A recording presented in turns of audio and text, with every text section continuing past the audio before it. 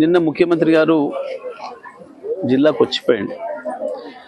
ముఖ్యమంత్రి జిల్లాకు వస్తే ప్రజలు సహజంగానే ఏమైనా వస్తుంది మన జిల్లాకని ఆశిస్తారు. కానీ ఏమి రాలా, మళ్ళీ అవే బూతులు,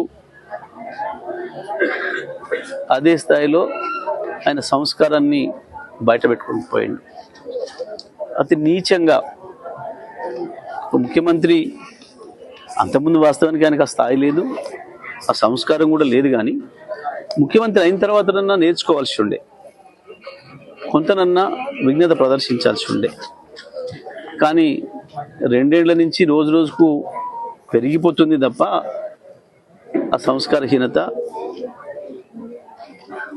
ఏమాత్రం మనుషులు మార్పు కనబడడం లేదు.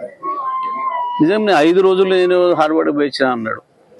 సరే, ఇప్పుడైనా బుద్ధి వస్తుందేమో, అక్కడ దేశాలలో కూడా కనబడతారు కదా అనుకున్నాం. కానీ అక్కడికి పోయి మరి ఏ భాషలో నేర్చుకొని వచ్చాడో కానీ ఇంకా అంతకంటే అధ్వానమైన హీనమైన భాషలో నేను మాట్లాడాను. ఒక స్థానిక మాజీ ఎమ్మెల్యే గురించి కూడా ఆ రకంగా మాట్లాడడం అనేది ఎవరు కూడా ఈయన ముఖ్యమంత్రి అని అనుకోరు. ఇక కేసీఆర్ గురించి వెళ్ళి మాట్లాడడానికి ఆయనకి ఏం అర్హత లేదు.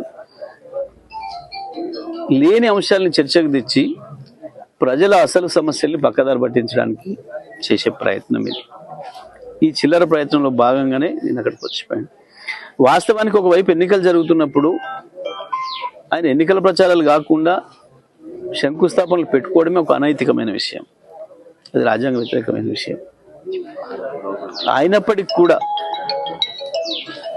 వచ్చి ఆ చిల్లరతనాన్ని బయట పెట్టుకొని జిల్లాకి ఏమి ఇచ్చింది లేదు, విషంగా అక్కడం తప్ప. ప్రజలందరూ కూడా ఆలోచిస్తున్నారు. ఇవాళ నిన్న ఆయన మిర్యాల కూడా వచ్చిపోయిన తర్వాత మాకు ఇంకా గెలుపు అవకాశాలు పెరిగినాయి. మిర్యాలగూడతో పాటు జిల్లాలో అన్ని మున్సిపాలిటీల్లో కూడా మా గెలుపు అవకాశాలు పెరిగినాయి.